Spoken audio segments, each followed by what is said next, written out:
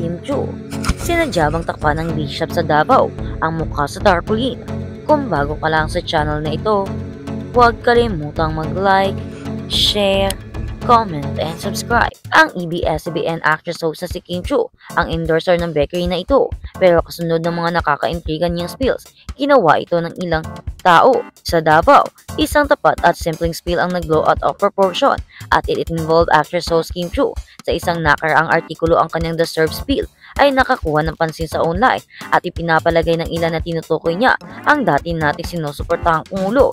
Noong panahong iyon, inaristo ito sa utos ng International Criminal Court. Ang pag-aristo ay may kaugnayan sa AGK, ang mga krimen laban sa kasangkutan ng away tungkol sa mga droga at kung ano-ano pa na naging saninang pagkawala ng maraming inosenting tao. Agad namang nagpakawala si Chu at pinaalalahanan ang mga tao na mag-fact check muna bago mag-react. Ayon sa kanya, binabasa lang niya ang script na sinusulat para sa kanya. Para naman sa mga feeling nila ay hindi pa dumarating ang tamang panahon para sa kanila. Ang masasabi namin, deserve. Wait, di pa ako tapos. Deserve nitong rumesbak sa buhay.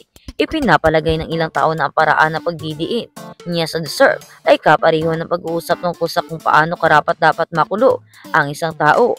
Inakusahan ng mga taga-suporta na ang kanyang mga linya ay may dalang saplot na suntok sa nakikipaglaban nating dating pinuno. Dati, hinimok niya ang publiko na i-verify ang impormasyon bago gumawa ng mga hatol. Ipinaliwanag niya na ang pahayag ay bahagi ng script at walang kaugnayan sa anumang pampulitikong figura o kaganapan. Ang ginawa lang niya ay basahin ang mga linyang naka-assign sa kanya. At sa kabilang balita, Kim Chu, ang pelikula ni Paolo Avellino na ipapalabas sa North America. Pinalawak ng Star Cinema ang pandaigdigang abot nito sa inaabangan na rom-com na ito. Orihinal na nakatakdang ipalabas noong February 12, ngunit na-reschedule ang pinakaabangang romantic comedy na My Love Will Make You Disappear na pinagbibidahan ni na Kim Chu at Paolo Avellino ay mapapanood sa mga sinihan sa buong US at Canada sa March 28. Produced by ABS-CBN Star Cinema, the film marks the first big screen collaboration between Chu and Avellino, the Filipino love team called Kim Pao, sa direksyon ng Chad Bidani sa panulat ng mga iba pa. Samantala, si Jolo ay isang Panginoong may lupa na nahihirapan sa isang lumulubog na apartment complex ay nag-cross ang landas habang nagtutulungan silang pigilan ang komunidad na walang tirahan. Ang diskarte sa pagpapalabas ay sumasalamin sa diskarte na ginamit para sa pinakamataas na kita ng pelikulang Pilipino sa lahat ng oras ang Hello Love Again sa North America.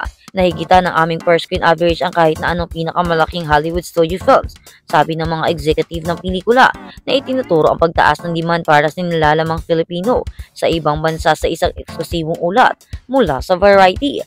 Ang partnership sa pagitan ng Star Cinema, global theatrical distributor na si Abra Morama at international entertainment marketing firm na si Amaret Jones Media Consulting ay naglalayo na palawigin ang abot ng pelikula ng higit pa sa kanilang home audience. Patuloy na nakilala ang mga pelikulang Pilipino sa buong mundo at ang My Love Will Make You Disappear ay isang patunay na kapangyarihan ng kilig bilang cultural expert. Sabi pa ng pinuno ng ABS-CBN na si Chris Gazmin na tumutukoy sa kakaibang damdaming Pilipino ng romantikong kasabikan na naging tanda ng cinematic appeal ng bansa. Nagpahayag ang Star Cinema na pananabik tungkol sa bagong pizza ng premiere na binibigyang diin na ang pagkakantala ay nagbigay daan para sa mga bagong pag-unlad at kapanapanabik ng mga pagkakataon. Ang partnership sa pagitan ng Star Cinema Global Theatrical Distributor ay patuloy na nagpapakilala sa mga pelikulang Pilipino. Ayon nga nila, maraming salamat daw at dahil sa kanila nagkaroon ng matagumpay ng mga proyekto Star Cinema dahil kina Kim Chu at Paolo Avellino. Marami silang nagpapasalamat lalo na ang mga executives dahil sa mga matagumpay na proyekto ng dalawa at sa mga pagsisikap nito at mga hindi pagpapali ang mga karisma. Hindi nito hinahayaang maging malugmok at maging failure ang kanilang ginagawa. Kaya maraming pasasalamat ang mga leader nito. Kaya sinasabi nila na maraming salamat sa inyo Kim Chu at Paolo dahil sa inyo lumalaki. Kayo ang sumusunod sa aming mga yapa. Maraming salamat sa inyong pagpupunyagi. Maraming salamat sa inyong pagsisikap. Dahil sa inyo, mas dumarami pa ang ating nakukuha, lalong-lalo na ang ating mga kita. Maraming salamat sa inyong dalawa. Hindi kami nagkamali na pinili ka namin kayo at ginawang tandem dahil sobrang successful nyo at sobrang laki na nang naibigay ninyo sa amin. Sobrang laki na at sobrang napakaganda ng mga feedback sa inyong mga pelikula. Maraming fans kayong sumusuporta. Naku naman, salamat dyan. Sa ngayon, kung saan-saan na umabot ang mga pelikula ni Kim Chiu at Paolo Avellino. Marami na rin silang mga fans ang nahakot at marami na rin ang napasaya nilang dalawa. Marami naman kasi ang gustong-gusto talaga ang tandem nila at marami ang gustong sumuporta dahil sobrang galing naman talaga nilang dalawa ni Kim Chiu. Kaya naman marami ang sumaya sa kanilang mga ginagawa. Marami rin ang haka-haka na baka nga daw ay magkatuluyan itong dalawa dahil sa karismang kanilang ipinapakita. Dahil di daw talaga common ang karismang kanilang pinapahayag sa madlang tipo. Para talagang iba. Parang iba talaga ang kanilang nafe-feel. Lalo na kapag nakikita nila sina Kim Chiu at Paolo Avellino at kung paano nito alagaan ng isa't isa. Parang may iba talaga daw. Yung sparks na pinapakita nila, hindi daw common. Para talagang sparks ng real couple at hindi lang bilang magtandem o bilang magkaibigan. Kaya sabi ng marami, ang tandem na ito ay paniguradong magiging malakas at maraming mga taga-suporta ang sasaya dahil sa kanilang dalawa.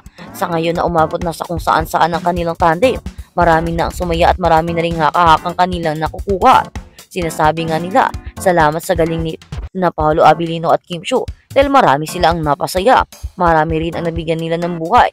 Marami rin ang nabigyan nila ng pag-asa. Dahil sa kanilang mga sweat gestures, marami ang nai-inlove at gusto ring ma-inlove tulad nila. Kaya naman nagsisilbing modelo ang dalawa sa mga masasayang alaala ng mga tao tungkol sa pag-ibig, lalo na ang kanilang mga pelikula na nagbibigay pag-asa sa mga tao na ang pag-ibig kahit kaano man ito kahirap abutin ay makakamit din ito pagdating sa tamang panahon na kung saan ay hindi mo na kailangan pa itong habulin o hindi mo na kailangan pang pilitin. Basta't marunong ka lang mag-antay at marunong ka lang magpahalaga, paniguradong makukuha mo ito sa tamang panahon at sa tamang tansya. Kaya naman ang sabi ng marami, hindi maikakaila ang kagalingan ng dalawa at hindi maikakaila na ang dalawang ito ay paniniguradong magiging mas sisikat pa at paniguradong marami pang taghanga ang mahahakot ng dalawa, lalo na ang mga executives na walang sawa pa rin sa paggawa ng mga proyekto para sa kanilang dalawa at marami rin ang sinasabi ng mga executives na pareho pa rin nila at susuportahan pa rin nila ang King Pao at hindi nila ito hahayaang mawala ng mga projects kahit mga endorsements at kung ano-ano pa dahil sila ang nagbigay ng mas malaking profit sa kanilang kumpanya dahil sa kagalingan ng Kim Chiu. Maraming fans ang gustong sumuporta at marami ang gustong magbayad kahit na gaano pa ito kamahal at kahit ilan pa ang halaga dahil alam nila na ang kanilang ginagastos ay worth it naman dahil sobrang galing daw talaga ng dalawa at sobrang nakakakilig at hindi naman na talaga nakaka-disappoint ang kanilang mga pelikula.